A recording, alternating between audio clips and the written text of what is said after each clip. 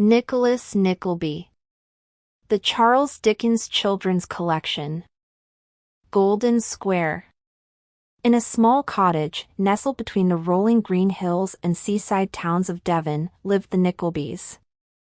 There was Mr. Nickleby, his wife Mrs. Nickleby, their daughter Kate, and their son, Nicholas Nickleby.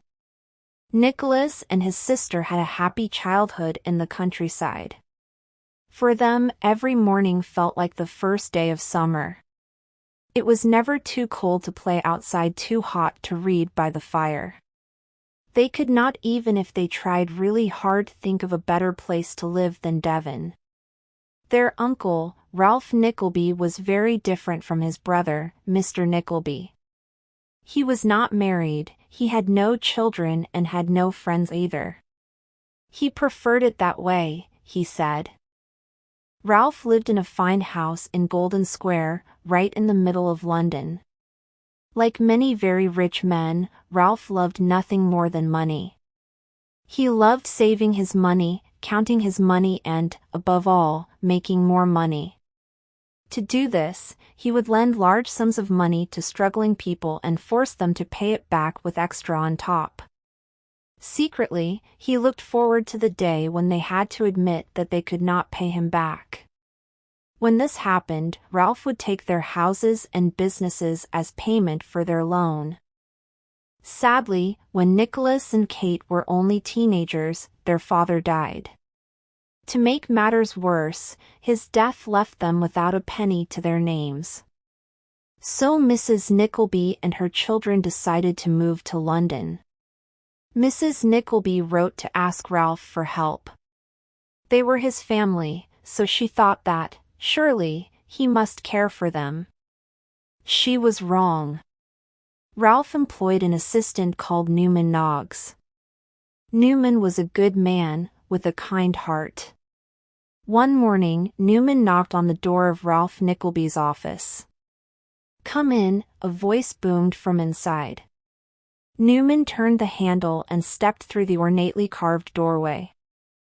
"I have a letter for you, sir," he had said to Ralph, who was sat at his desk, hunched over a pile of paperwork. Newman handed Mrs. Nickleby's letter to Ralph with a sympathetic nod. The envelope had a black border and was sealed with black wax. These were signs that the letter inside was about someone's death. Ralph recognized the handwriting on the envelope. "Newman," he said, "there's no need to look sad. I would not be surprised or horrified if my brother were dead." "I did not think that you would," said Newman, quietly. "Why not?" snapped Ralph. "You never are surprised," said Newman. That's all. Ralph Nickleby snatched the letter, tore open the envelope and read it. "He is dead," said Ralph, trying to look upset. "Dear me. Well, that is sudden." Newman sighed. He was not fooled by Ralph's acting. "Did he have children?" he asked. "Yes, children alive and a widow too," said Ralph. "And all three of them are in London. What a nuisance." Finally, after a great deal of moaning, Ralph Nickleby left his home in Golden Square. He walked to the small house where Mrs. Nickleby was staying with Nicholas and Kate. He was not pleased to see his sister-in-law, the widowed Mrs. Nickleby. He was not pleased to see his niece Kate, or his nephew Nicholas either. In fact, of the three people now stood in front of him, Ralph disliked Nicholas the most. Maybe it was because the young man reminded him of his brother. "What a sorry-looking bunch you are," Ralph muttered under his breath. Then he looked up and without even saying a proper hello, asked Nicholas, "Have you ever done any work? Ever made any money?" "No," said Nicholas. "No, I thought not," said Ralph. "This is the way my brother brought up his children, lazy?" Saddened by Ralph's cruel remarks and the reminder of her dear husband's death, Mrs. Nickleby started to cry. Kate was quiet. Nicholas, however, began to grow angry with his uncle. "Are you willing to work?" Ralph asked. "Of course I am," snapped Nicholas. "Then see here," said his uncle.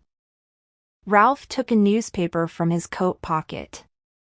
He pointed to a small advertisement. It said, "If you're looking for work, nephew, there it is, a teaching position," said Ralph Nickleby. "But £5 is not much for a year's work," said Kate. "And Yorkshire is so far away?" "Hush, Kate, my dear," said Mrs. Nickleby. "Your uncle knows best?" "What will happen to my mother and sister if I go to Yorkshire?" asked Nicholas. "I'll see to them," said Ralph sharply, before clearing his throat and starting again. "I'll look after them, I mean," he said in a surprisingly soft voice. "But only if you take that job." Nicholas agreed and went with his uncle to the White Horse Inn. There they found Mr. Wackford Squeers. Mr. Squeers was a short, round man.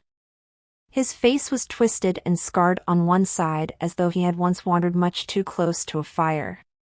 He didn't look like any teacher or headmaster that Nicholas had ever seen. With him were a couple of sad-looking boys. They were new pupils at Dotheboys Hall. Mr. Squeers was taking them from London to Yorkshire. Mr. Nickleby and Mr. Squeers seemed to know each other. They nodded at one another, stood up and walked over to a corner of the inn. After a few minutes of private whispers, the two men returned. "The job at Dotheboys Hall," said Mr. Squeers in a gruff voice, "is yours." As they left the White Horse Inn, Nicholas turned to his uncle. "Thank you for finding me the job," he said. "I shall never forget this kindness." "Make sure you don't," said Ralph. "The coach leaves here at 8 o'clock tomorrow for Yorkshire. Be on time." Ralph handed Nicholas a stack of papers. "Take these back to my house for me," he said. "I have some business to take care of." Nicholas did as he was told. Upon entering the house in Golden Square, he was met by Newman Noggs. Newman was surprised to meet Ralph's nephew. He was more surprised still when Nicholas told him that he was going to Dotheboys Hall and that he was grateful for the opportunity. "Dotheboys Hall, eh?" said Newman, rubbing his red nose. "You're grateful to Mr. Nickleby for sending you to work at Dotheboys Hall?" "Well, well." Then he sighed and patted Nicholas on the shoulder. If Nicholas hadn't known better,